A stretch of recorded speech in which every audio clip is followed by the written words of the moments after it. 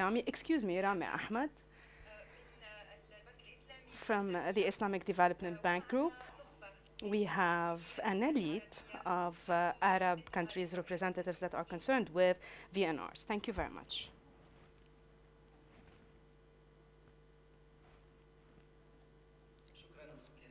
Thank you, Mrs. Karima. My name is Rami Ahmed. Ahmed Rami is a known poet. I write poetry, but in the inverse manner. Thank you. Thank you for this opportunity.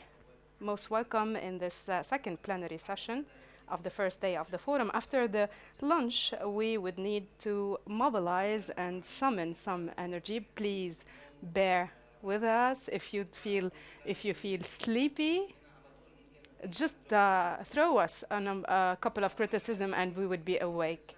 So again, welcome to this session on VNRs, the Voluntary National Reviews, the VNRs. It is a new mechanism, it's a cornerstone to follow up on the implementation of Agenda 2030, reviewing this agenda at a national level. It's a mechanism that has been agreed upon in September 2015, whereby all countries have voluntarily and nationally agreed to submit these reviews in a transparent manner. And I'll emphasize these words, in a transparent and a comprehensive manner. So it is a mechanism that allows us to take stock of the developments in reinforcing policies and institutions, in integrating sustainable development goals in national agendas, reinforcing the participation and the involvement of stakeholders and inclusive of the civil society, the public and private sectors. Yes, in the morning, we listened to some trying to include the academic, and we are keen on including academic representation. So we want to include everybody at stake. So these reviews would give the opportunity to understand and to learn, to draw lessons from the experiences. 65 countries so far have presented their reviews in the last 2 years, after Morocco and Egypt in 2016, Egypt and Jordan and Qatar in 2017. 8 countries are intending to present their reviews in next July at the HLPF.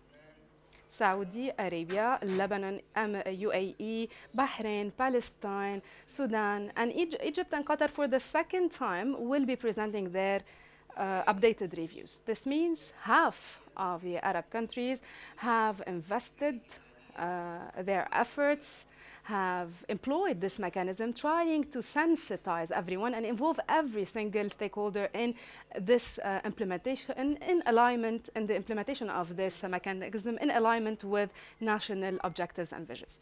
Before we start this dialogue with the panelists, maybe it would be useful to listen to some studies conducted by ASQA, or listen to the results of some results of those reviews. What are the most important observations? Maybe we learn some lessons, and maybe those lessons would benefit those who are about to present their reviews in the next summer or in the subsequent years. We need to develop this critical thinking component. We do not want to criticize the effort per se. The effort is major, it's a major stride, but we need to understand the gaps. We need to have an appraisal of those gaps and try to improve them. With regard to incorporating the SDGs dimensions and the alignment of national objectives with SDGs, almost all countries have spoken of SDGs. What has been missed out is to which extent those SDGs link up together. Do they impact one another positively, negatively? So most reviews that were presented were a kind of a checklist that was filled out, covering all objectives, all goals. However, positive or negative linkages and synergies were not highlighted. With regard to awareness raising and enhancing national ownership, major efforts were deployed to involve stakeholders. However, in a number of countries, regular people did not hear about the SDGs and know nothing of the Agenda 2030. So the road is still long ahead before we arrive at this goal. Now, institutional arrangements, a number of models. Some countries have established special institutions for the Agenda 2030. Some countries have set up special mechanisms working within some ministries to follow up on the implementation of SDGs. Some countries have established some task forces within mechanisms or within already existing institutions. Every country has its own specificity. There is no problem with that. However, a major observation that needs to be taken into consideration, to which extent coordination is happening between the different concerned stakeholders or ministries. Is there a mechanism to follow up on this coordination? On the measurement of developments and progress, the situation is better in those countries that believe in the culture of measurement, engaging. Some countries lack this culture, and we have to admit it. A number of countries that believe in such culture, that have standards of transparency and accountability, have a better picture on where they stand and where they want to be. However, in many other countries, it's still a problematic issue. Also, some countries are also facing difficulties in collecting information, let alone analysis.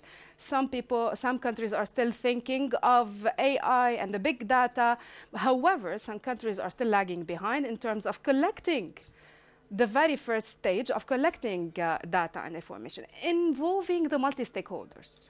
As I said earlier, good efforts, good progress, and we will hear about this later on. However, those efforts are still limited. Maybe they come at a later stage from compared to the preparation and the preparation of the reviews. Some civil society organizations do not believe in those reviews, and they think that they reflect the opinion or represent the opinion of the governments them alone. So some stakeholders asked for a shadow report. Those shadow reports do not necessarily conform with or comply or go in alignment with governmental reports. Yes, SDG 5, building capacities of women and equality, achieve gender equality and empower all women and girls has been focused. We know some stakeholders were not happy with the results. SDG 5 was focused, was center. What we want to see is that gender equality and gender mainstreaming is incorporated throughout all SDGs. Maybe there were some difficulties that we faced, but at the end, the impact of policy appraisal. Some people, some countries, and some stakeholders speak about what the government is intending to do in terms of plans, programs, projects. However, few are those who speak of the usefulness of those actions. There is a weakness at the level of M&E mechanism. So these are general observations that might apply to some or to all countries. This is not to criticize, this is not to undermine your efforts. We want to raise these issues so that we can draw on the efforts we learn from the lessons for the future. So I'm happy to moderate this session. We have with us Mrs. Haifa Al-Mugren. She's we will referring to her as Mrs. Haifa. She's the Assistant Deputy Minister for Sustainable Development Affairs, Minister of Economy and Planning in Saudi Arabia. We also have with us Mr. Hassan Musa Youssef. He is a dear friend to ASQA. Now he is an advisor to the National Population Council in the Sudan. Also, we have Mr. Mahmoud Ataya from Palestine. He is the Secretary General at the Minister of Planning and Development Cooperation in Jordan. From Morocco, we have a Member of Parliament, Mr. Naufal Nasiri. Also, we have Mr. Qasim Sadiq, Independent Consultant and Vice Chair from EVAL SDGs Canada.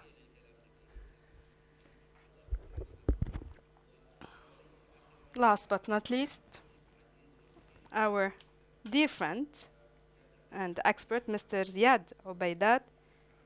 He is the Secretary General at the Ministry of Planning and Development Cooperation. He's in Jordan. He is an expert in the Agenda 2030. So every speaker has no more than 5 minutes. And I apologize for having exceeded this time. Afterwards, we open the floor for some annoying questions, maybe to the moderator, or if you'd like to salvage the panel, kindly raise your hands and you would have the floor to ask your questions. Let me emphasize that we're not here to listen to presentations. We are here to talk and discuss the preparation process itself. What did we do? Where did we go right? Where did we go wrong? Let it be a platform for discussion. And let's do a self-criticism, an auto-criticism exercise that would be beneficial to everyone here. Apologies for being lengthy at setting the stage, but let's start with no longer ado with Mrs. Haifa Abdulaziz Al Morgan. The Saudi Arabia has its own mechanisms for implementation and follow-up on the implementation of the SDGs. We know that it has a clear vision on this. How do you align this vision with Agenda 2030? You have 5 minutes, Madam. Preliminary thoughts, and then we go for questions. Thank you. Allow me to thank ASQA for this beautiful forum. I go back to reiterate that observation. We're talking about the essence of the report, not the preparatory process. We need to focus on the preparatory process so other countries would benefit from this experience. We need to focus on the process, that is the usefulness. Agenda 2030. I will talk about 2 main folds. First, some strategic thoughts and some thoughts on the preparation and the lessons learned, the preparation process and the lessons learned. Maybe I'm a little bit quick. I would hope that I would wish that you would slow me down if I'm a bit quick for the translators. There was this question. We were saying that in the previous panel that the SDGs should not be business as usual. And I agree with you. And this is the case in Saudi Arabia. It's not business as usual. We have Agenda 2030, and I tell you that there is an accelerated process in addressing and in approaching those SDGs. Some people say it is fast-paced. It's going on a fast pace. But we're trying as fast as possible to address the challenges and to accelerate the process of growth in such a way that guarantees the sustainability, the continuity of our resources, and we don't want to without facing future problems. Yes, we have ambitions. We think of a vital economy and a thriving economy in our strategy. And it is a high-level strategy. It is more inclusive and more comprehensive. It might not be fair to compare it with the SDGs because the SDGs are specific. It has its own targets, it has its own indicators. But in the strategy, we have strategic objectives at 3 different levels. We have 96 sub-strategic objectives with measurements and with cascading at all involved stakeholders. So before the report, we laid the foundation before preparing the report. That was part of our work. So first we thought to which extent our work is in alignment with the SDGs.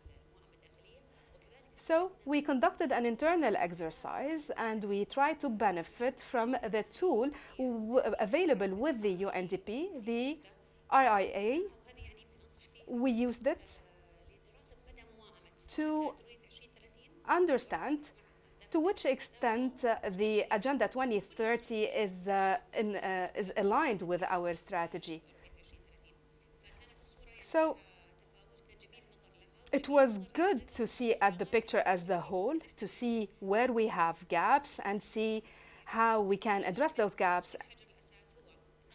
So as a main step, we wanted to see to which extent our policies and strategies are in alignment with the Agenda 2030. And I focus here on the targets, not the SDGs in the broad terms, because the targets are more specific. They have economic, environmental, social aspects. The objectives were more broad. So we need to pay attention to this factor. So we try to establish to which extent we are aligned with the Agenda 2030.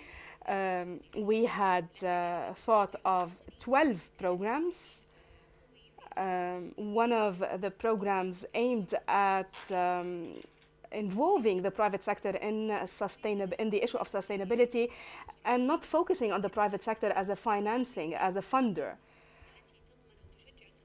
So we were addressing those mechanisms and practices that would encourage the private sector to be a part in that process. Question: those programs, those 12 programs, are they all aligned with one or more of the development objectives? Again, I take you back to the targets because we were focused on more accurate targets. So we wanted to be as accurate as possible to be able to perform more measurements and more follow-up. Yes, the level of alignment is advanced, but I can't discuss that in on this panel. Now, the National Commission for Statistics in Saudi Arabia was involved in this process, and it helped us create 67 indicators. And it helped us in the disaggregation exercise. Also, we have national indicators. We have the National Center for the Performance Measurement of Ministries and Governmental Institutions. So they had their own indicators. Some of those indicators were amounted to the level of outputs and impacts, and we needed to take these into consideration. And they were actually aligned with the SDGs. We try to have them as proxy indicators so that we would be inclusive in our approach. Wherever we didn't have indicators to cover all the different layers of our work, we had to go back. We tried to use those indicators. So again, indicators are extremely important, but they need to be leveled at, they need to be featured at the level of targets. Now, alignment is a work in progress. In 10 days, we might have a new strategy and we need to think of the alignment. We have strategies emanating in a regular manner. So we need to keep the alignment work or the effort of aligning these strategies with the SDGs happening and going regularly. Task forces. The experience was similar to the experiences of other national countries. We had task forces at different ministries and representing also the civil society organizations, and they were part in the process of preparing the review. A couple of weeks ago, we had a UNDP expert that helped us in assessing the quality of the review and giving us recommendations. We started to work on the review since January. Challenges. Our understanding of sustainable development differed from one aspect to other, from one party to other. Some stakeholders were more interactive than others, so that was a challenge that we faced. How to address it? After workshops 1 and 2, we conducted one-to-one meetings and bilateral meetings with all stakeholders, trying to engage them more closely in the process. So we went to their premises and we wanted to learn from their experiences. Yes, the challenge was standing, but we could see that they had a better understanding of sustainable development. But why did you see this level of resistance in terms of interaction? Their understanding of sustainable development goals is different. So the dynamic of dealing with them had to be changed. We wanted to be more pragmatic. They focus more on the SDG, on the objective, and we focus more on the targets. So that was a lesson that we learned from.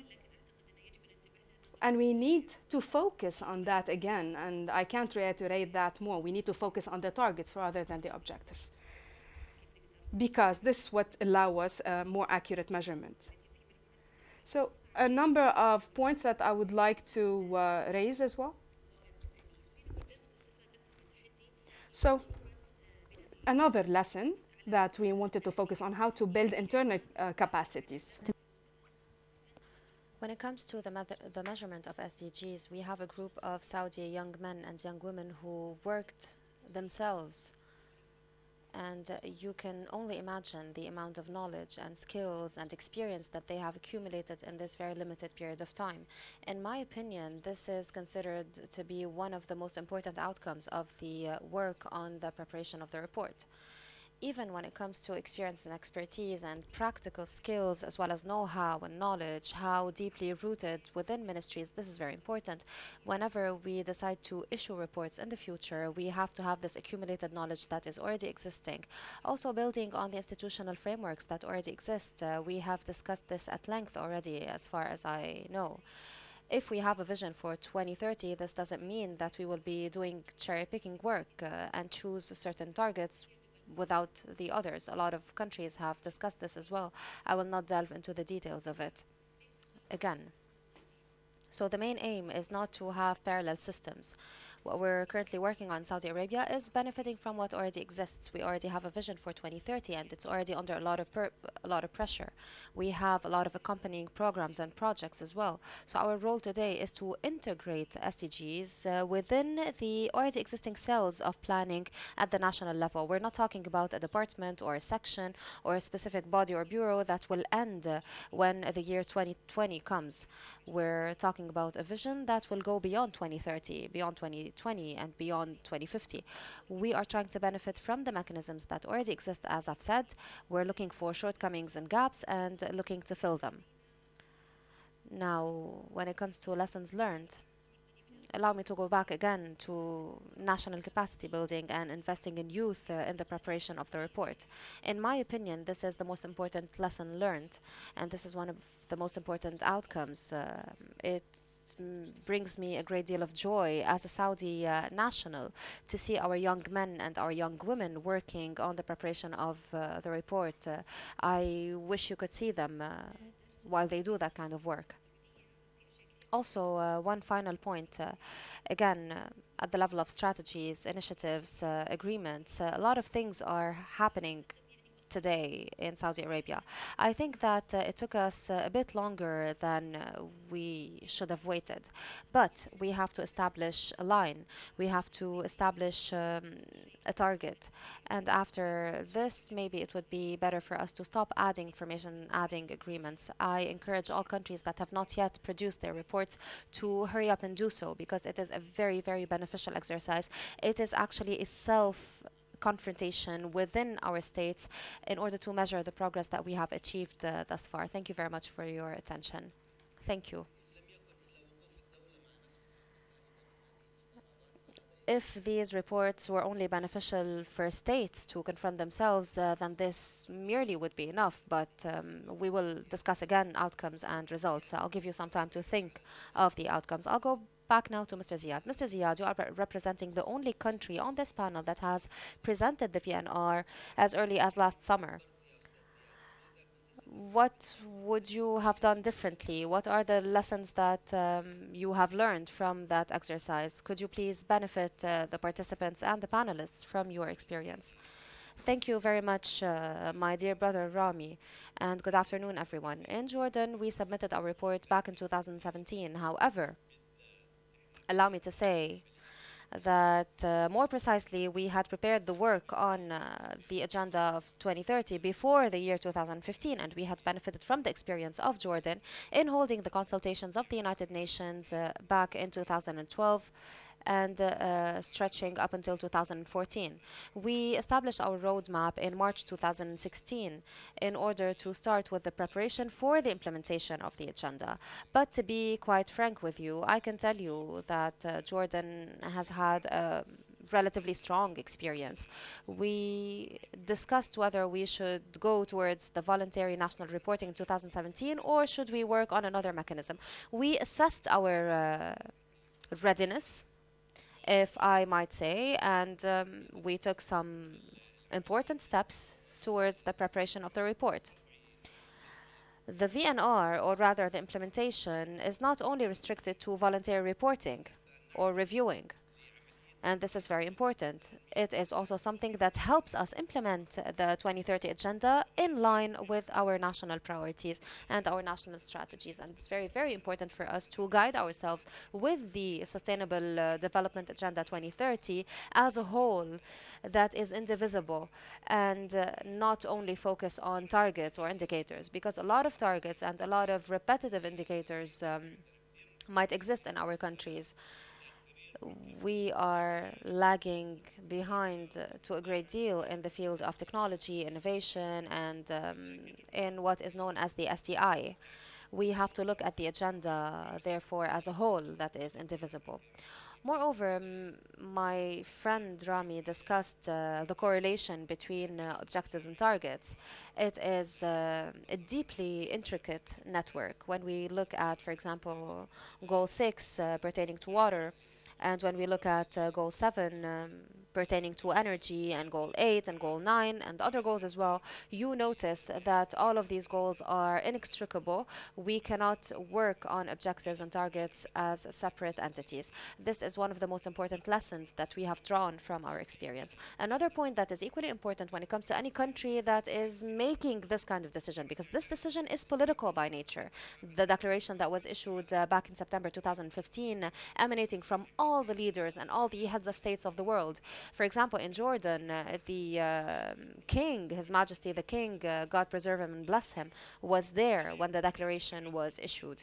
So it's very important not to have duplication and not to have repetitiveness in the stakeholders that are working on the implementation of Agenda for Sustainable Development. In our country, it is the responsibility of the Ministry of Planning and International Cooperation ever since 2002, because after the adoption of the Millennium Development Goals, we decided to establish the Higher National Committee for Sustainable Development. So we already have a body that is specialized in this field. So we did not reinvent the wheel. This is something that we already had, and this is something that we discussed at length. We said that mechanisms and processes for the implementation of sustainable development goals does not have to start from scratch. We just conducted a restructuring exercise in order to be compliant with the new priorities of the Agenda 2030.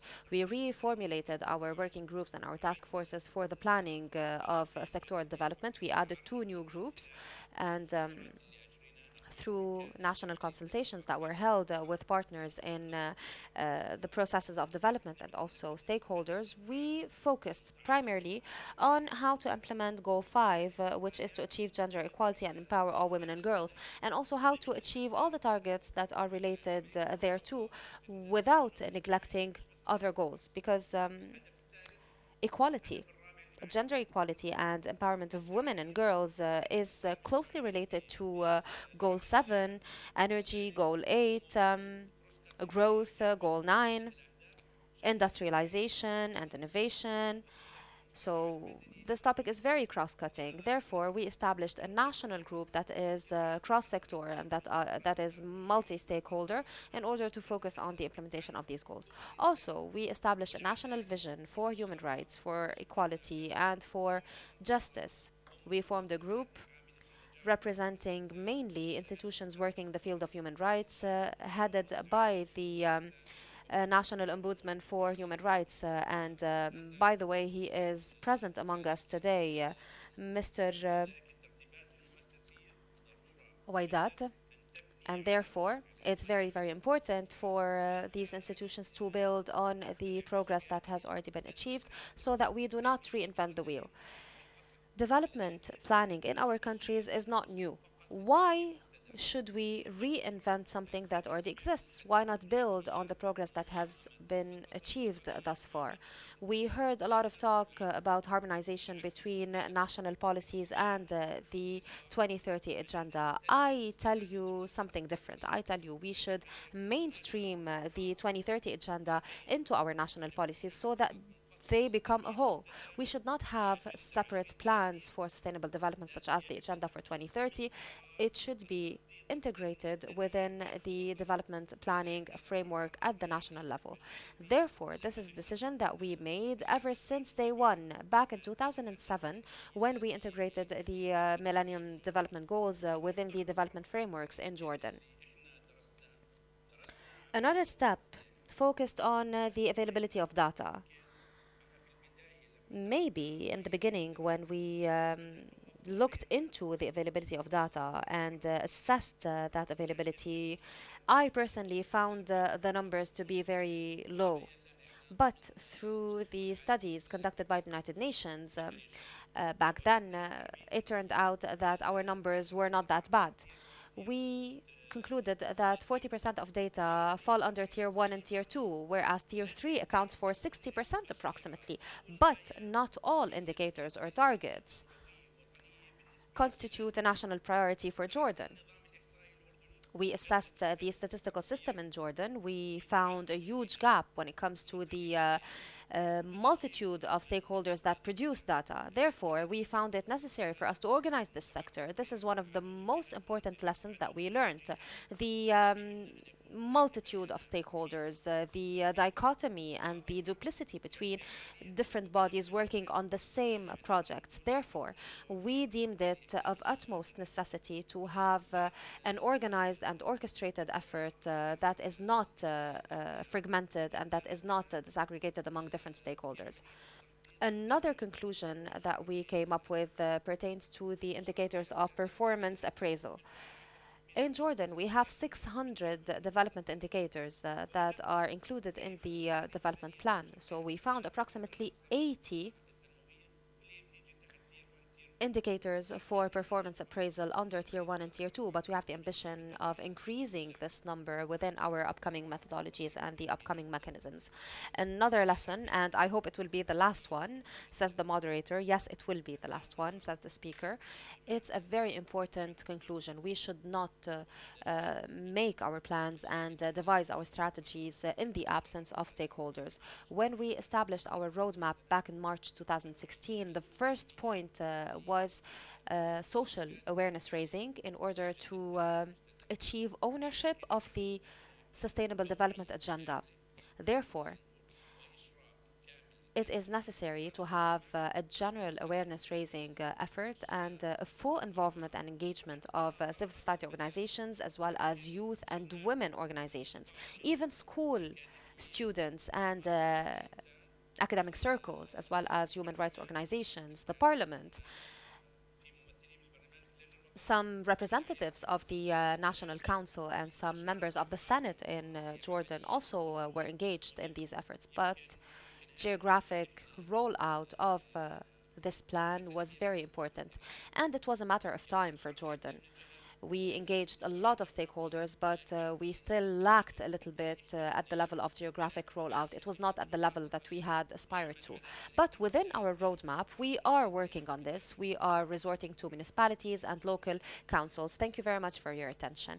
Thank you for your presentation, but so that we do not forget, I would just like to say that a minister from Tunisia was consulted also, and refugees in refugee camps were also consulted and engaged. I have two questions for you, Mr. Ziad. You've already answered one of them, and I have one that I'll keep for later on. But Dr. Rifat said today to all of us that these roadmaps are not the Quran.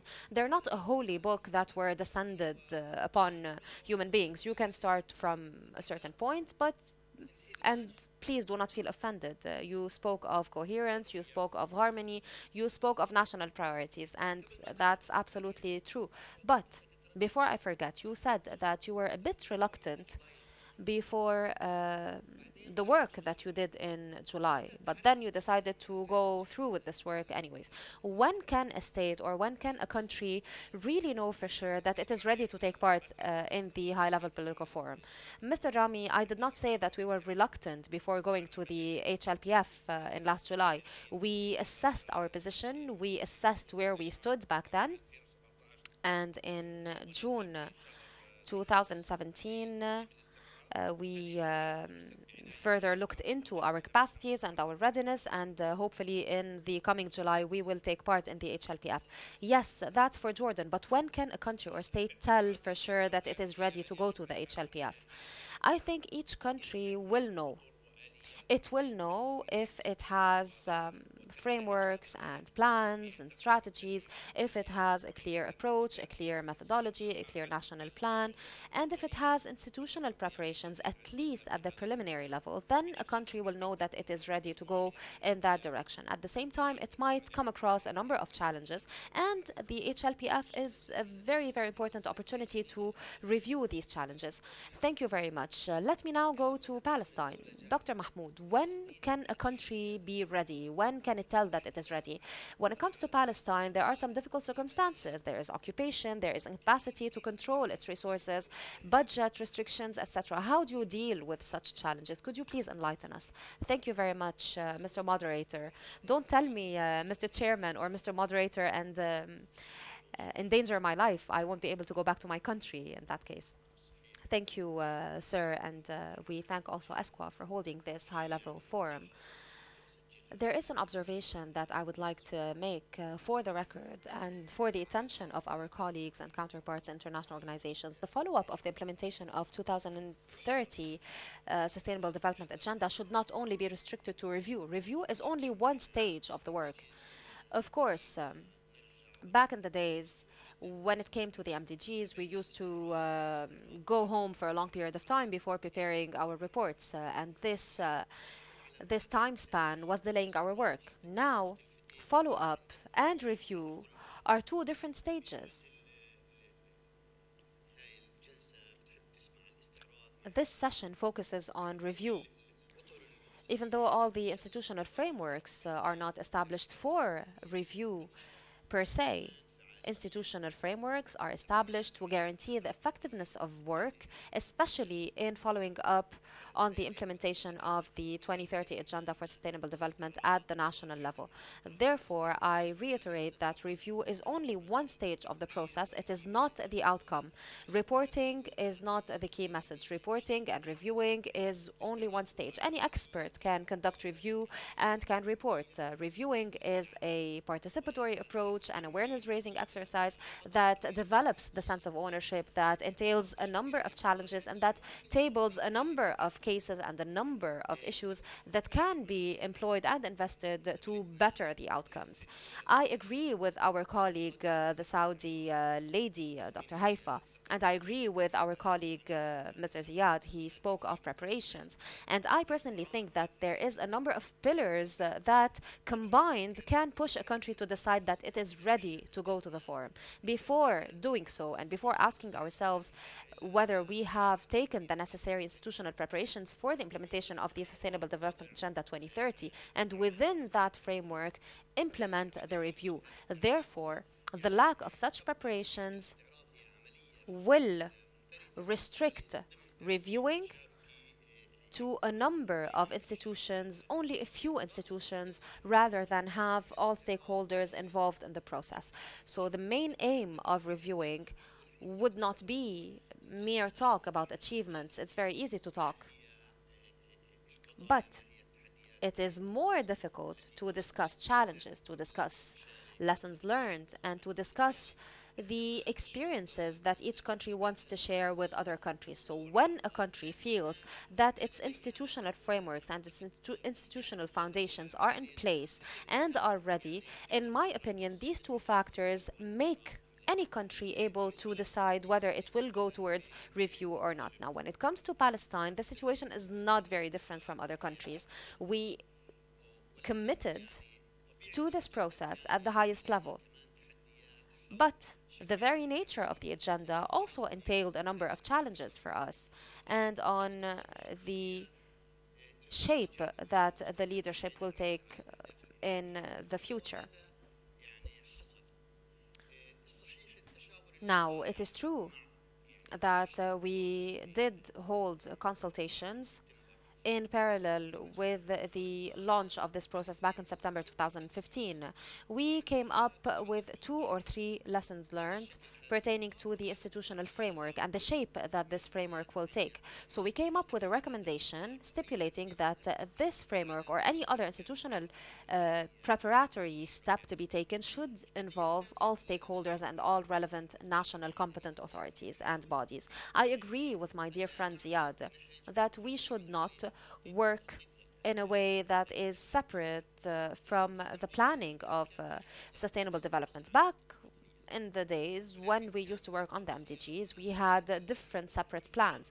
But the recommendation, or rather the approach that we should have adopted in that work was to work on controlling and establishing the target and integrating the targets and objectives of sustainable development within our national strategies and plans. And this is something that was stipulated by the agenda itself. Each country and each state has the right to establish its own list of priorities according to its policies, according to its capacities, and every state and country has the right to choose the mechanism of integration. I do not look at this agenda as an instrument that was imposed on us. It is something that we have the freedom to adapt and to work on the implementation of. So we made the decision at the level of the government to form a national country team from the Prime Minister's office and the relevant ministries, as well as civil society organizations, experts, and the private sector. This work turned out not to be enough for full participation when you only have 5 civil society organizations participating in this group, and we know that this itself is a challenge for working and for coordinating with the government. All stakeholders had the same problem. So we found ourselves in front of a dilemma. What is an alternative platform for participation and for involvement of stakeholders? So we decided, in consultation with the national team, to form a national committee for each goal and for each objective, which will allow more room for participation from the private sector and from civil society, and also from the different stakeholders that are concerned with this. And this in turn allowed for more partnership between the private and the public sectors, according, of course, to the plans and the agendas of sustainable development. We also needed to rethink our coordination mechanisms with colleagues and with partners within the United Nations, so we had to designate focal points that would act as liaison officers with national focal points. And this was done in a timely manner and in parallel with the development of the National Development Plan for Palestine. This was a very good opportunity for us to learn how to deal with a plan that is already in place and how to build on the progress that has already been achieved. And we thought of ways to allow the national team to work on the priorities of our national sustainable development plan. And the main question was, what are the priorities of Palestine among the 160 or so objectives of the agenda? Of course, we have our own priorities. Our plan is a 6-year plan for 2020. So we had to think of the main issues that we face, about the main resources that we have, about the capacities that we have. There are certain objectives that Palestine does not even have the capacities or the tools to achieve, even though they are priorities for our country. Therefore, a number of circumstances are necessary for the prioritization of these objectives, and we had to ask ourselves, what are our priorities for our country and for our national framework? Thank you very much. We wish you success. Thank you for your presentation. But with all due respect and in all humility, I say, how can you speak of a 2030 agenda in Palestine? In the morning, we heard presentations from Syria and from Yemen, and I was discussing the topic with one of our colleagues in the morning, and he said we can never stop thinking about development planning regardless of our circumstances. It's not only about relief, it's not only about crisis response. Every country has to have a future vision, a positive future vision, an optimistic future vision, regardless of the prevailing circumstances. We wish you success and we encourage you to do more. I really admire what you said about reviews and reporting. You said that any expert can be brought in to write the report. And it's true, some countries actually underestimate the task of preparing reports. Any expert can be contracted to prepare a report, and then the minister would go for like 30 minutes to attend the HLPF in summer and would consider it a summer vacation and then would forget all about the report. Of course, what you said is 100% accurate. Of course, we can resort to experts for assistance in penciling down our thoughts, but it is very, very important to focus on other stages of reporting and reviewing, especially in the preparatory work leading up to the review. And now I give the floor to a member of the Moroccan Parliament, Mr. Naufal. We are very, very honored to have you. It's good for us to shift our focus from governments to parliaments. It's a breath of fresh air. As a representative of the people, can you tell us whether Morocco is ready for the review? Morocco was one of the first countries to report back in 2016. Did you have any role to play as a member of parliament in that review, or did you really realize what had taken place after the work was done? It would be very good for us to hear from you. Thank you very much, and may the peace and blessings of God be upon you all. First of all, we'd like to thank ESQA for organizing this high-level forum. It is the voice of the Arab group when it comes to the Agenda for Sustainable Development 2030. Morocco, indeed, was one of the first countries to submit their report back in 2016. And as you said, Morocco is fully convinced of the fact that this agenda is a golden opportunity not only for Morocco but also for all Arab countries to take stock of the work that has been done in implementing the Agenda for Sustainable Development 2030. For the Kingdom of Morocco, it was not only restricted to the work done in 2015 or 2016. It rather started before the Arab upheavals and before 2011. From that time, Morocco was already working and was already laying the foundation for this work, and it culminated in the adoption of the constitution, which is the most precious and sacred document in Morocco. For the institutionalization of this work, the government in 2012 adopted the National Charter of Sustainable Development. This charter was adopted in 2012. by virtue of law 99/12. This law was discussed in the parliament and was passed by the parliament. The kingdom had been doing a lot of work to prepare for the institutionalization and the legalization of this work. His Majesty the King acknowledged and consecrated the importance of sustainable development, and then after that the government decided to mainstream our policies. In Morocco, we have over 50 plans and programs for sustainable development. So the government said that it's not possible to work on all of those at the same time. Therefore, the National Plan for Sustainable Development was established, and in the framework of this plan, the Parliament worked hand in hand in cooperation with the government. And then after that, the government through the committee working on sustainable development projects, held direct meetings with all stakeholders and all beneficiaries of this project.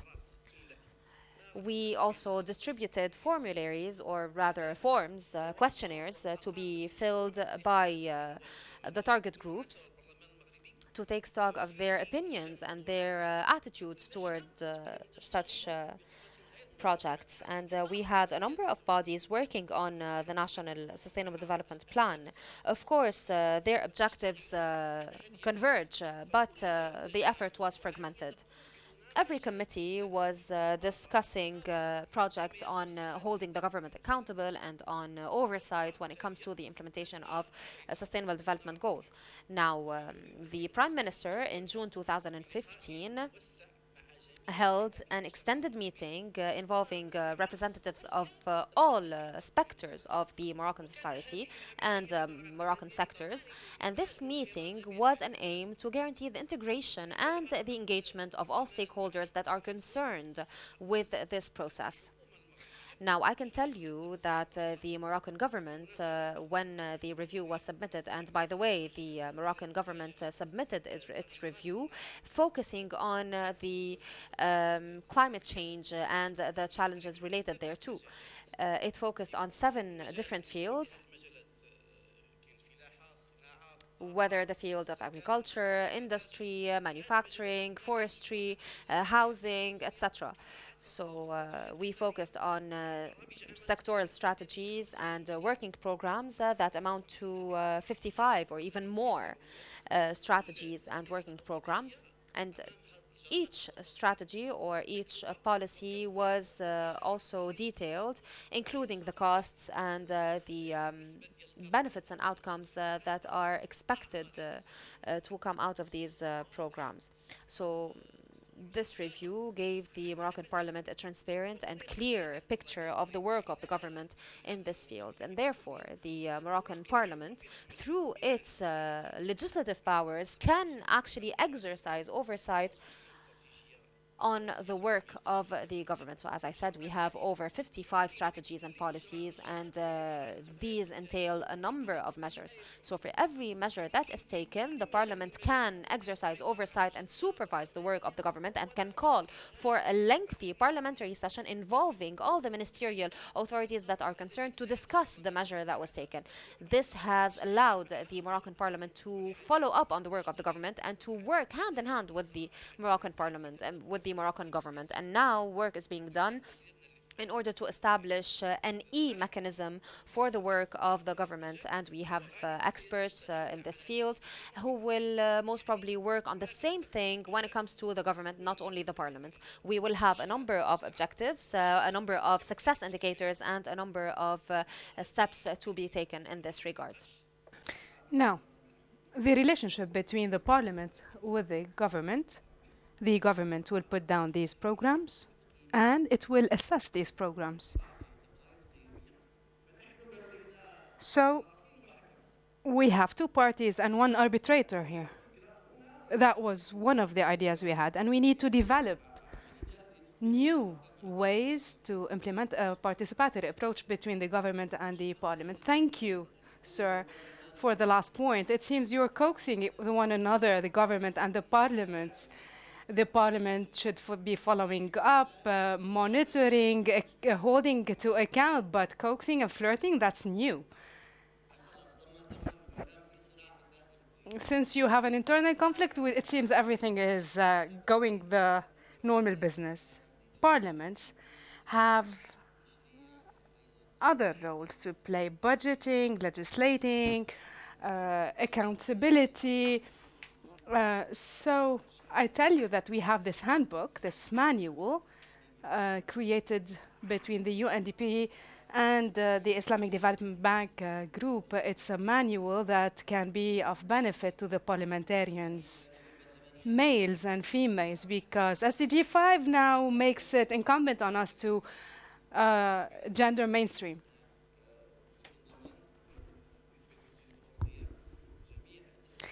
All questions addressed of the Parliament, 330 written questions, are classified based on the SDGs. So within the Parliament, we have a conflict, we have a heated debate, but outside, we are all speaking the same language. Thank you.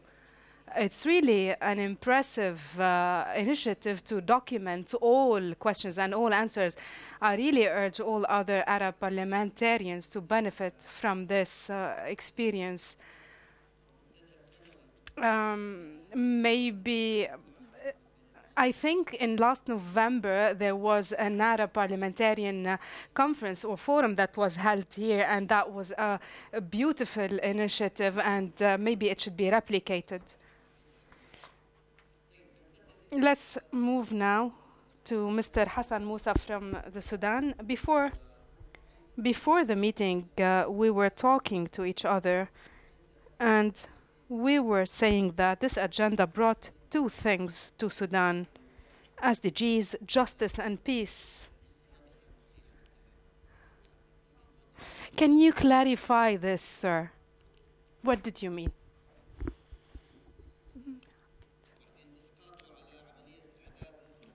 And how did it impact the review? Thank you, Mr. Chairperson. Allow me first to start by thanking the ASQA for inviting the Sudan to be part of this forum. The ASQA. We're speaking of the ASQA, West Asia. We're debating West or East Asia. Apologies for the mistake. First, let me start from where the colleagues stopped. The national review is a stop in time. You stop and look at the mirror. You ask yourself, are you ready as a country to implement the SDGs, the Sustainable Development Goals? It's really an important question that you need to answer realistically. As far as Sudan is concerned, this vision,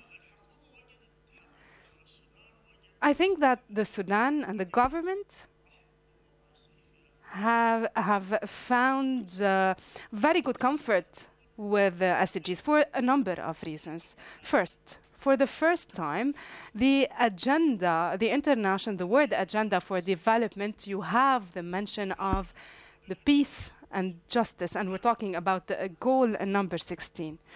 You know that the government of Sudan has tried to implement this goal for many years. At the time, there were no reviews and no indicators for following up on this particular goal. So that was very important, and that was a point of interest to us. We wanted to focus on the issue of peace and justice in Sudan and include it specifically in the review. That's one. Second, Sudan found an opportunity in the issue of moving from humanitarian issues to development. You know, the last decade maybe for Sudan was filled with humanitarian issues and assistance and relief introduced to the Sudan. So we have a great experience in that field. We have seen huge efforts to introduce assistance to the Sudan. So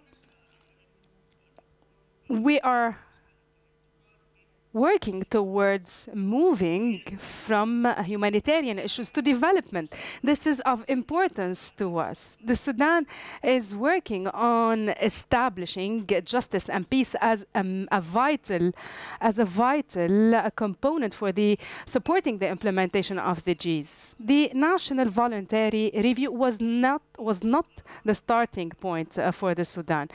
The Sudan has conducted an excellent review for the MDGs in 2015, and that particular document, that particular review included a futuristic vision for the period, for the post-2015 up to 2030. And that vision was in alignment, and you know, it was the vision of Sudan from 2007 to 2030. So it was in alignment with the vision of the Agenda 2030. So since 2015, we had started to look into the synergies and the integration between SDGs within the framework of the development plans, programs, and strategies in the Sudan. So the start was really excellent. We were keen on looking into how the goals and the targets of sustainable development are integrating within the process of planning and development in Sudan. So in Sudan, we conducted an extensive round of consultations with economic stakeholders, including parliamentarians and civil society representatives. And they all had the consensus. They all agreed on the importance of sustainable development goals in its two components, in its two dimensions, integration and peace, and the need to move from humanitarian issues to development. So that all these efforts led to putting down a national plan for the implementation of the Gs in Sudan. So this plan, it's an integrated plan prepared by the National Council for Population in Sudan, because it is the national coordinator for the SDGs. And this plan, in all its dimensions and axes, included activities concerning all sectors, activities concerning all states as well. You know that the Sudan is made of 18 states. Also, this plan featured the role of the civil society organizations, non-governmental organizations, and the Sudanese parliament. It is an ambitious plan. And that plan was prepared before the review. May I interrupt? People or the Americans will come and tell you, you're drawing a rosy picture. What are the difficulties and challenges you're faced with? Do you need assistance from organizations that have somewhat experience? Is it a perfect word for you? No. The consultative workshops that were conducted with the sectors clarified and pinpointed the limited national resources in terms of integrating sustainable development goals in our national plans and strategies. That was a very important thing. Many of those concepts and terms that were brought by the sustainable development concept needed to be explained at an internal level so that we would implement in the proper manner. So there is a need for advocacy, for sensitization, for awareness raising, so that we enhance the level of understanding of sustainable development. We need to speak the same language. We're not there yet. We are working towards that goal. We're still holding extensive consultations, and it's really important to involve the government with the other national stakeholders. We have received assistance from the UN agencies, UNDP, ESCWA. However, our national needs in the Sudan are still numerous, and we still need hands and capacities to arrive at a level of SDGs integration in the Sudan. But a very important point, between October 2015 to October 2016, the Sudan has worked for or has convened a national conference, a national social conference. More than 1,200 recommendations were approved in that conference in fields related closely to sustainable development. It included the government, the opposition, armed groups, and all social representatives. So there was an agreement on a certain agenda that the government is now working on implementing. So we need to understand that the Sudan has its own framework for national priorities. These need to be implemented, and these need to be incorporated in the national review.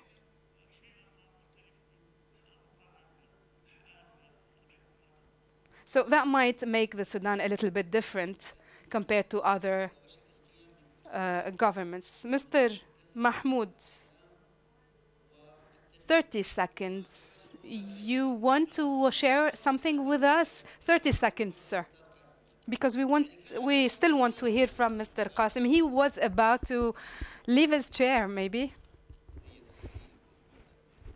One of the main messages, I believe, that that need to be focused on in the reviews, the sustainable development. We can't speak of sustainable development without peace. So targets and implementation mechanisms should be featured to reinforce this right. It's beautiful to talk about these things. It's beautiful to talk about these things. However, the lack of implementation mechanisms has made this concept of peace void of its true meaning. And that is so relevant to us in Palestine. Thank you. The point is made. Another 30 seconds for another intervention from the Sudan.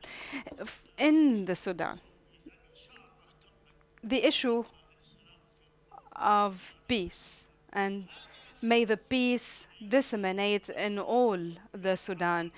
Peace will save major human capital, major human resources that will be used and employed in sustainable development.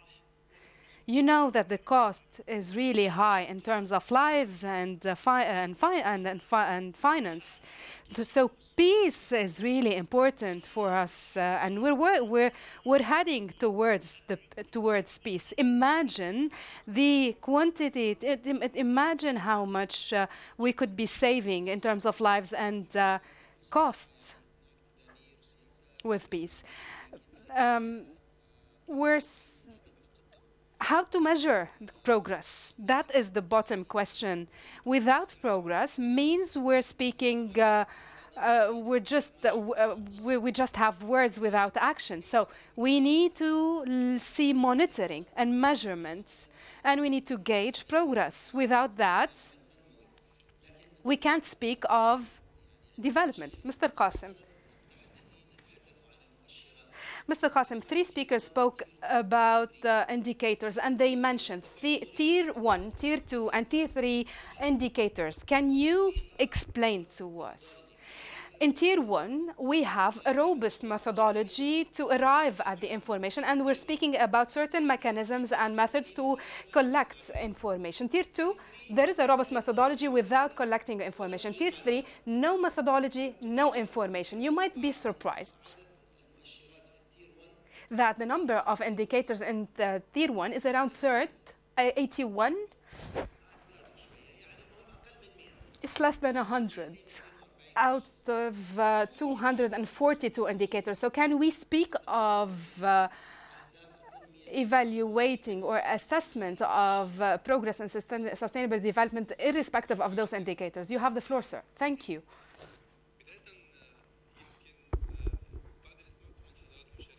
I listened to the participants, and I believe I can adjust my presentation a little bit. What we have heard, we have listened to the Moroccan experience. And let me add to that, in the constitution of Morocco, there was not only the adoption of the Sustainable Development Agenda, but the Moroccan constitution also adopted and endorsed a measurement and evaluation, an assessment and evaluation mechanism. So that gives us an example to follow, along with other examples from other countries. But that made me stop, something to stop at. This flirtation between the government and the parliamentarians, that puts the parliamentarians in front of a major role. We have three main outputs before I move to the indicators, because I do not believe in the indicator per se. I believe in the methodology and the measurement mechanism, and I will showcase what I'm saying.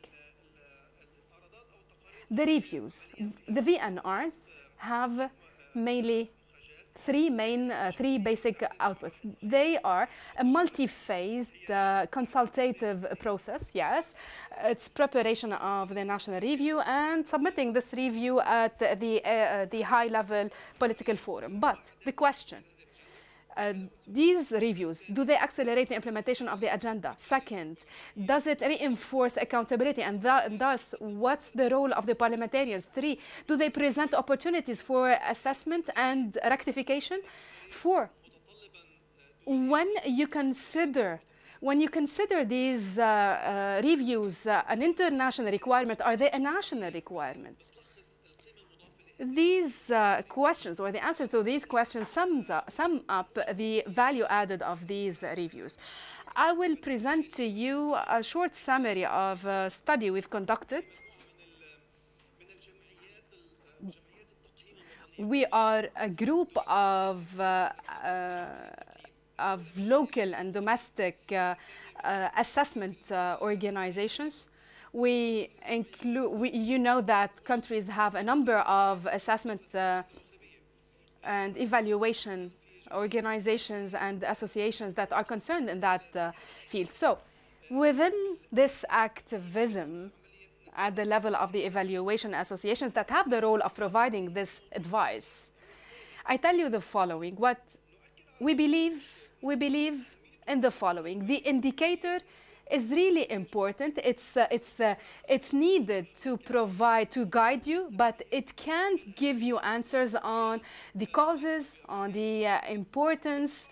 On the other hand, the mechanism and evaluation processes and mechanisms are also deficient because they focus on specific results or outcomes, but they don't speak of causes and effects.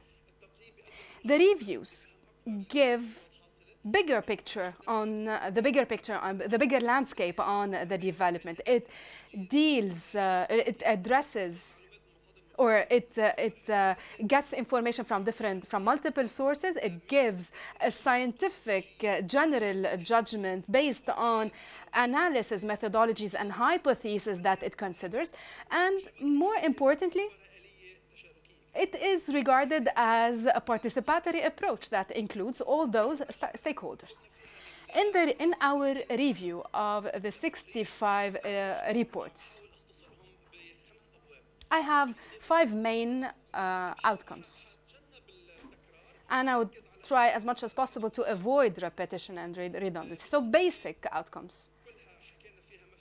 The systems, they're good. Comprehensiveness and inclusiveness, I believe we're almost certain that those reviews were not to the level of identifying the synergies between the different policies and strategies. They didn't analyze integration between the national and the regional, the local plans and the Paris plans, for example. The action plans were not adequately analyzed. We focus much on indicators and data. So the reviews have showcased the weaknesses of the data. Second,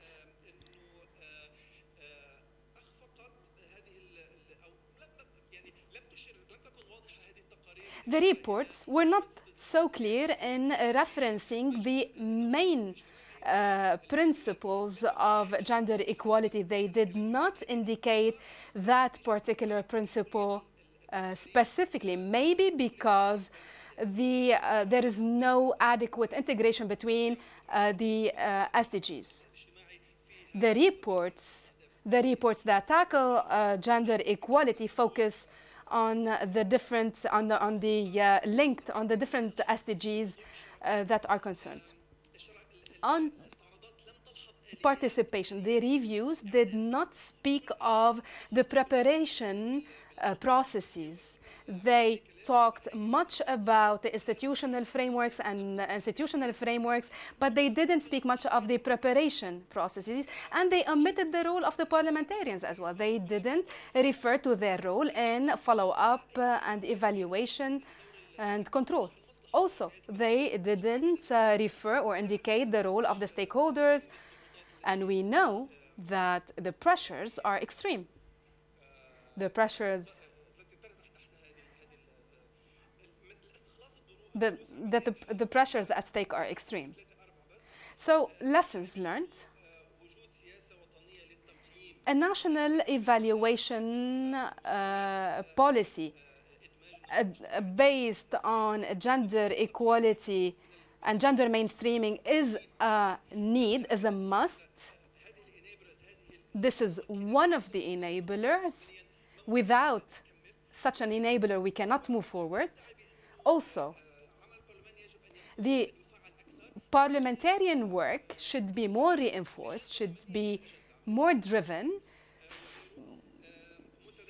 The consultative fora and platforms should be reinforced as well. There is an international platform, international forum for the agenda parliamentarians. It's been active since 2015.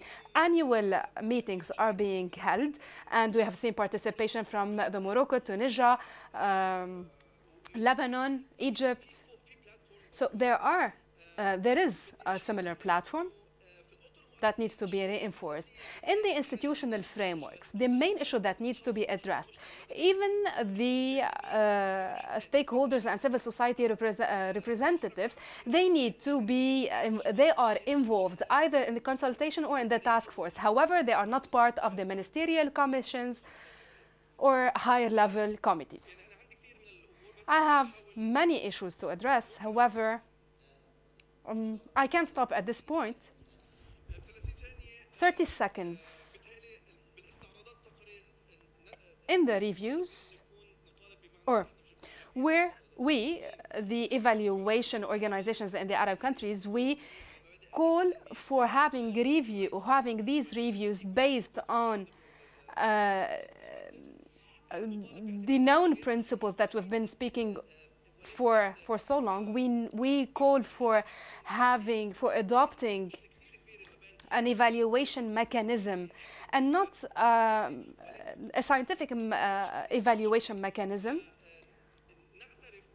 And we recognize that there is a problematic issue in the guidelines of the VNRs. There is this debate between the international evaluation and assessment bodies and other stakeholders to rectify these issues. The guidelines have been reviewed, a new version has been issued. However, this review also, this updated version also has its own shortcomings. I'm really sorry for being fast, but I can take your answers during the break.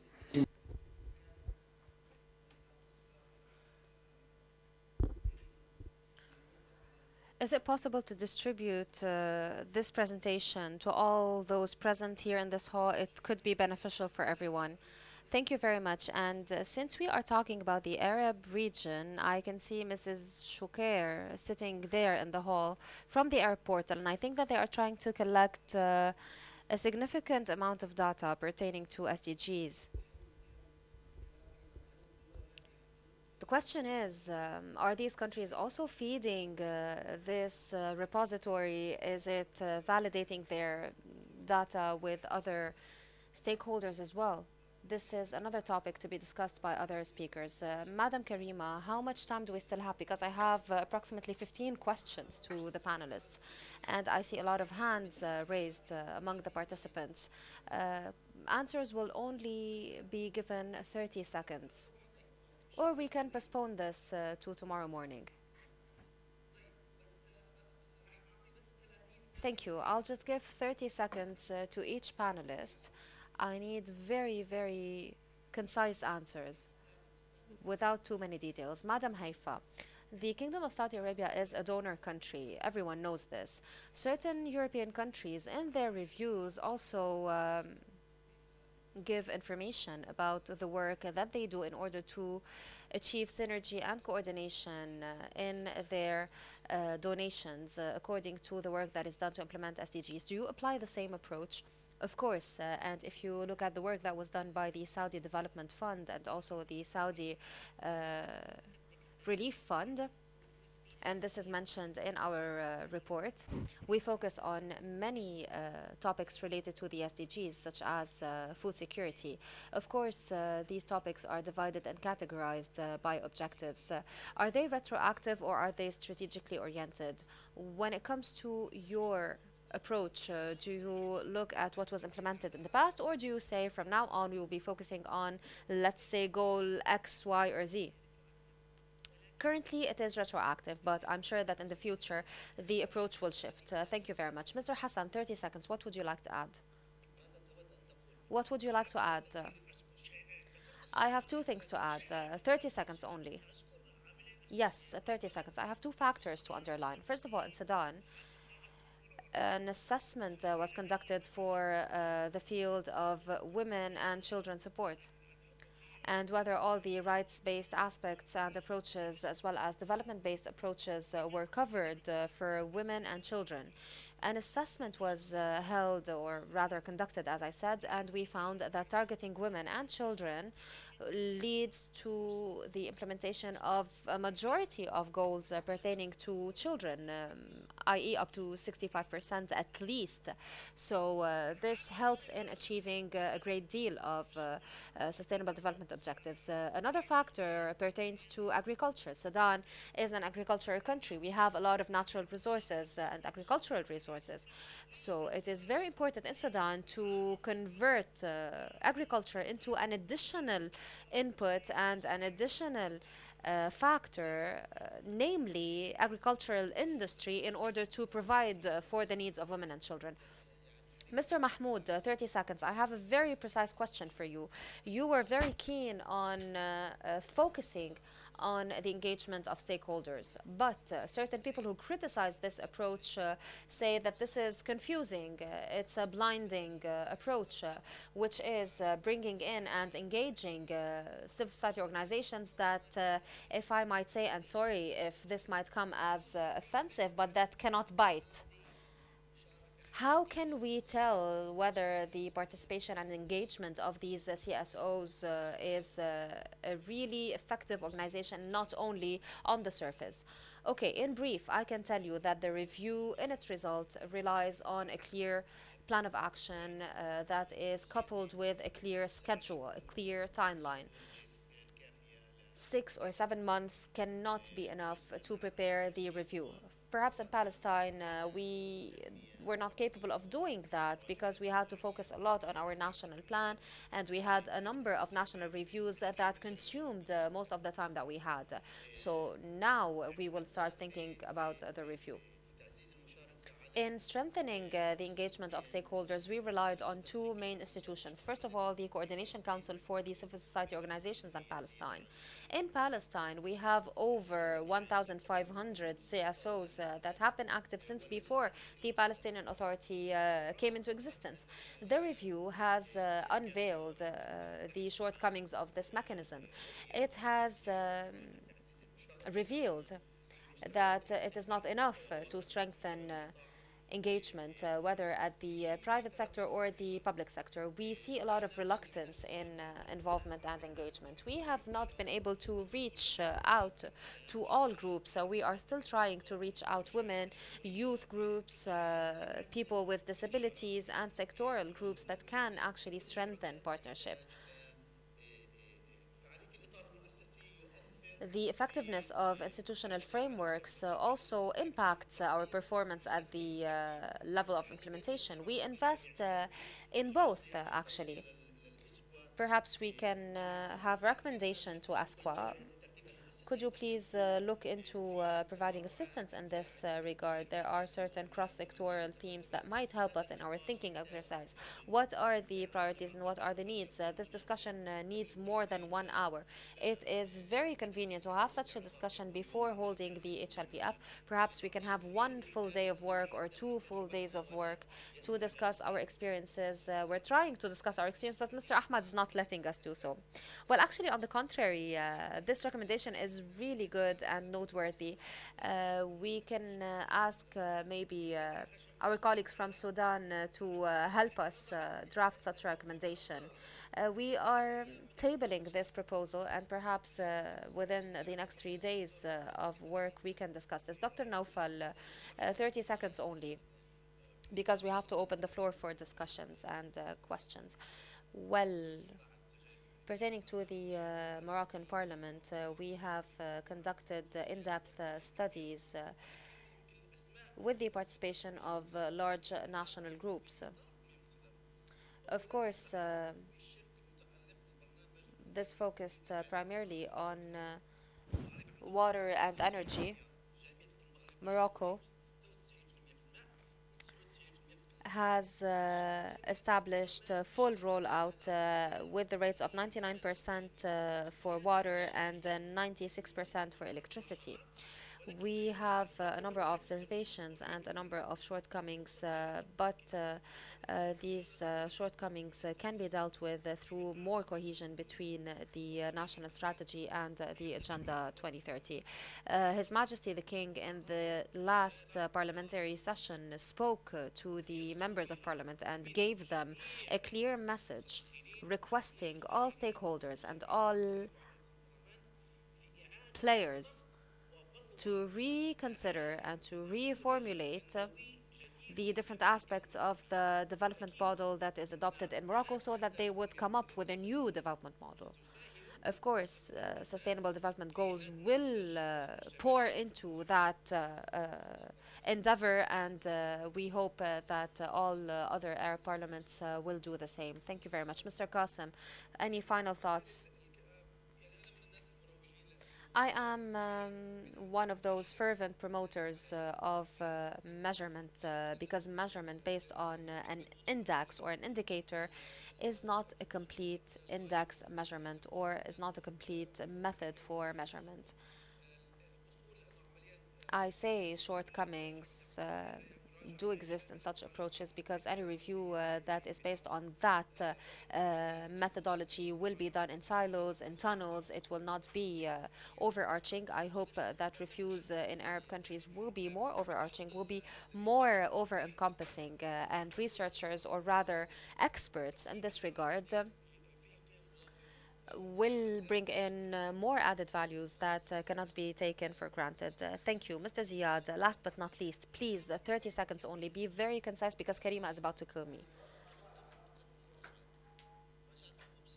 You implemented the review. You came with a lot of pride.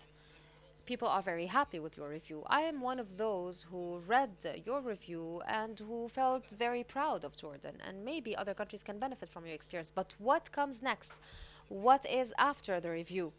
What do we do? Do we celebrate? Do we do any follow-up? What are you doing after the review? It's a very good question, my dear friend Rami. After the review, you cannot lose momentum. You have to keep the momentum that you had even before you did the review. You have a sustainable development plan, you have a roadmap, but you have to work whether you had a sustainable development plan or you did not. In our countries, this is very important. But I can tell you for sure that review reports are a golden opportunity to discuss issues that are inextricable, that are ramified, and that are very, very challenging in our countries. We discussed a particular challenge in our work, which is stability in the region, conflicts, wars. Excuse me for the interruption, but I asked you a very precise question. What are the mechanisms of follow-up after the review? Now, please, Mr. Ziad, let's not delve into discussing the situation prevailing in the region. What are the mechanisms for follow-up after the review?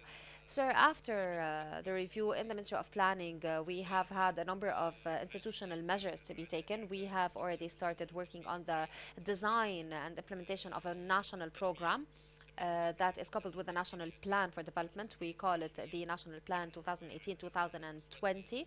We have completed the first draft in collaboration with all our partners and all the stakeholders. Before I came here, I think 1 week ago, this national plan was distributed to different stakeholders for their review and their perusal, and then after that we will hold workshops and seminars to review and follow up on that national plan. We hope that it will be realistic, pragmatic, and that it will link up to the capitalist spending of our country and of the state. We cannot have national plans that are not implementable. Therefore, we have reviewed all of the indicators of performance measurement that we have through working groups and planning mechanisms and planning frameworks. We worked on integrating and mainstreaming the different priorities, and this is a very important step in our opinion. This will be continued and followed up at the level of the Ministry of Planning. Also, we will be working on strengthening the national statistical system by adopting the national strategy for statistics in the upcoming weeks, and this will guarantee more mainstreaming and more harmonization in the work that is done in order to gather data and to publish data. We refuse any more fragmentation in the work of statistical authorities. We need clear methodologies and unified methodologies. We need to be very accurate and precise, and we need this data to be available in a timely manner. We are working also hand in hand with the UNDP and also with other UN agencies in Jordan in order to examine any remaining gaps in our data. Within the next 7 months, we will have the first draft of the National Statistical Strategy, and we will have clear information about the available questionnaires that are used to gather statistics and gather data. And we will be using this system. The system will tell us whether we need further surveys, and this needs financial and capacity building assistance. Do you have channels for involvement from CSOs and from civil society that are still open? Yes, my dear friend. In Jordan, not only from the government side, but also from the side of civil society organizations and private sector, have weekly workshops and weekly seminars and weekly conferences that focus on sustainable development. But what we aspire to in the near future is to be able to reach out to different stakeholders, different municipalities and different provinces. We have the Council of Provinces in Jordan. This is a relatively new experience. We are currently working on establishing a development guide on how to establish provincial development plans at the level of provinces or muhafazas in Jordan. And this can apply to other Arab countries too. In light of our experience, we focused on the national level, but we forgot the local level, which is very important. This is a lesson that we have learned. At the national level, we have had a lot of results, a lot of positive outcomes, but at the local level, at the provincial levels, we have not had equally positive results. And this calls for more organized data, for more categorized data that are divided according to provinces, localities, sex, disability, and situation. We will open the floor for 3 questions. Do you think that we should give the floor to the public and not the governments? Do the governments abdicate their right to ask questions and allow us to listen to the public? We thank government representatives for abdicating their right. The lady in the back, standing in the back. You are representatives of the people. It's okay. If you're a parliamentarian, why are you sitting with the governments? I'll give you the floor in a bit. Be patient. But please introduce yourselves, and you have 30 seconds only. Go ahead. Thank you very much, Mr. Chair, and we thank the panelists. I work at the Center for Arab Women for Training and Research, Kauthar. I am from Tunisia. I have a question. To what extent can we say that the Agenda 2030 has changed our approach towards development in our countries, sustainable development in our individual countries? For example, in countries that have submitted voluntary reports, at least did you include the cultural and political aspects as dimensions or as ramifications of development, because we know that they are primordial in our Arab countries. It is well known that cultural and political precepts actually lead to marginalization. They cause exclusion, and they cause a waste of resources and an abuse of resources. This causes also the neglect of future generations, including the youth, including women and girls. And I have one slight observation to add. We cannot consider women and youth as groups. We are not groups. We are not factions. We are also on the path towards development. We are at the very heart of development. We are right holders. We are young societies, and we are societies that look towards development. You have the floor, the parliamentarian. Thank you for giving me the floor.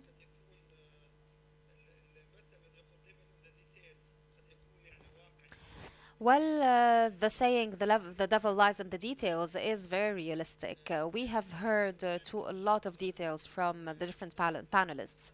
I see a lot of distortions that might turn into impediments that hurdle the path of sustainable development, namely when it comes to the involvement of the private sector and the involvement of parliamentarians, as you said. Perhaps the establishment of adequate legislations that allow and enable the incubation and the ownership of development projects. This has to be one of the main goals of the conference and of the session that you yourself are chairing. So if we look at the experiences of developing countries, such as Arab countries, we see very clearly that these impediments need to be lifted, especially by decision makers. My question to Asqua is, how can you create, in light of the contradictory circumstances prevailing in different Arab countries that have different capacities and that have different priorities and different circumstances. So how can you make decision makers realize the importance of involving parliamentarians and involving legislators in order to achieve sustainable development goals? The gentleman in the back. Thank you very much, Mr. Chair. My name is Ziad Nabshawi. I represent the Tunisian Bar Association. I have a point to raise pertaining to what Mr. Ziad said. Can we talk about sustainable development in our governments without involving citizens directly in decision making, in governance and power, and without delegating authority, the authority to make decisions, the administrative authority, and the financial authority? In Tunisia, we are at the threshold of parliamentary elections, which will be held on the 6th of May, and we have also a lot of parliamentary sessions that will be held in order to discuss local development. We will focus in these sessions on involving citizens and local governance in Tunisian municipalities. When the door was open in front of candidates and when we saw that the young abstained from running for the elections at the local level, we saw 30,000 citizens from Tunisia that ran for the elections at the municipal level. And over 51% of the candidates were among the young men and women who are under 35 years of age. This means that over 15,000 young men and women are running for municipal elections and for parliamentary elections. And we saw a lot of equality among men and women. It's approximately 50-50 participation. So if the same door was opened for other Arab societies, you will be surprised to see the change. Is there anyone from Bahrain or from the UAE? Because they will be presenting, or even from Lebanon. Those who will be presenting in July, those who will be submitting their reviews in July. Lebanon, please, very briefly. My name is Silvana Lais. I am the head of the Arab Forum for the Rights of Persons with Disabilities. Thank you. I have a question that pertains to certain points that we deem essential for us to guarantee that SDGs will be all-encompassing and overarching.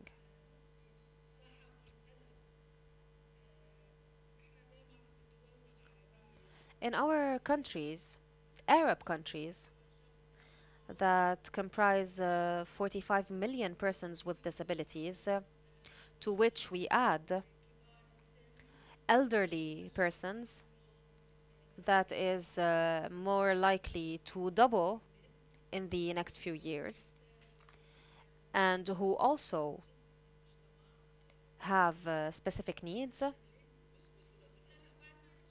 I haven't asked my question yet. Excuse me, but I haven't said my question yet. I know that I am a representative of civil society, but I have a very important question to ask. You have interrupted me before I even asked my question. In general, development activities are considered to be initiatives, as if they were partial initiatives. They never translate into programs within national policy. So my question is the following. So that our countries achieve this stride, this step forward, what have you done in the field of information organization so that we would receive information in a timely and in a high quality manner, so that we would establish plans for everyone and so that everyone is accounted for in the planning work? And second, what have Arab countries done to improve and build capacities at the structural level? All those relevant authorities that work on development and all administrative bodies have to show the standards and the criteria that they have adopted in order to take into consideration the diversity of beneficiaries. If you are to guarantee integrated services and integrated plans as stipulated by the International Convention on the Rights of People with Disabilities that a lot of Arab countries have ratified, and finally, what about monitoring mechanisms? Are you guaranteeing a democratic participation in these processes, or are you relying more on consultative and seasonal meetings that evaporate as soon as participants go back home? Thank you very much. This is a very important point that is more often neglected. I will give the floor after that to the young man sitting there in the back to give more opportunities to the youth. My name is Nadine Bitar. I am a resident of the UAE, and I would like to raise a point concerning information. We have a portal, but it's a portal that is only working between authorities. It only organizes and coordinates data information in a credible way. However, we still have a problem in Arab countries, which is our incapacity to correctly and properly use technology. It is always ahead of us and we're always lagging behind. Thank you for your question about technology. The young man sitting in the back, do you not have a microphone? Speak up, please.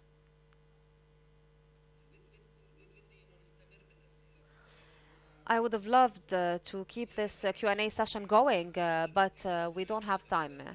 You'll be very happy with my question. My name is Adib Name. I am a consultant in the field of development, and I have a long-standing experience in the United Nations, 24 years. I, uh, I recently retired from the United Nations. My question is the following. Work is more important than reporting and reviewing. If the work is good, and I assure you, out of my experience working on reporting for years and years, reporting can be done in a month or a month and a half tops if the work is good. Next, no matter how hard we try to turn VNR into a main mechanism, it will remain a partial mechanism, only a phase-related mechanism, a mechanism that is only used to improve our reputation and embellish our picture in front of the international community, but it is not enough to lay down national plans. If we continue using it as a sole mechanism, it will become very harmful because it will falsely direct our efforts. You have to look national mechanisms for review and for monitoring. Thank you very much. We have to conclude. And I think that the point that was put forth by Mr. Adib is very important. It is only a mechanism that gives us the opportunity to deal with effective and practical challenges. If the VNR, if the framework that is needed exists, it cannot be a target in itself. It is a way to institutionalize our development thinking. We can take what we need and what is convenient for us. This is no beauty contest. We are not called upon to imitate other countries or to do as other countries do.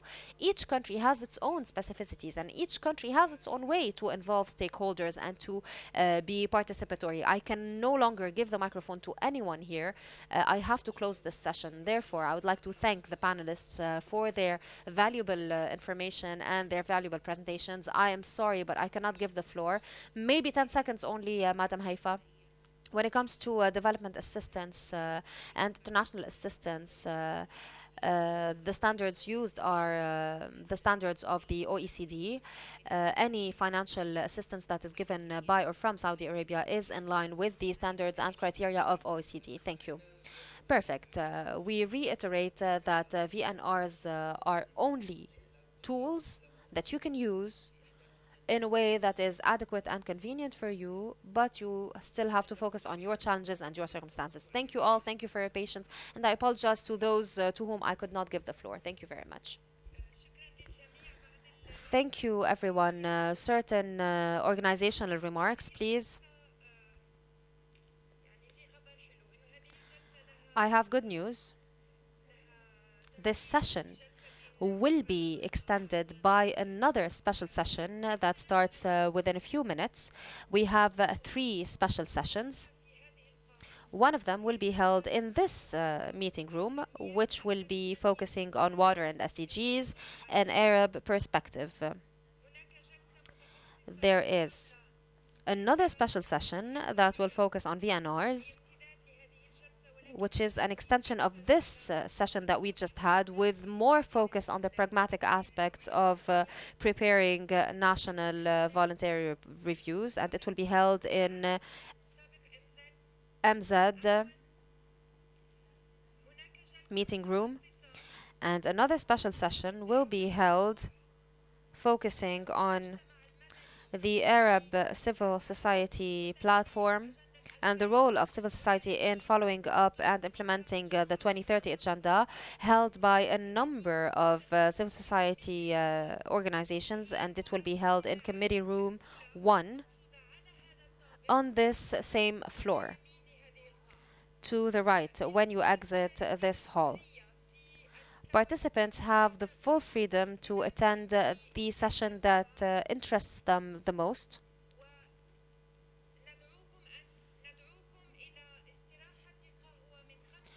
And we invite you to a coffee break of 5 minutes only, because this session took longer than expected. And then we'll see you at 4:10,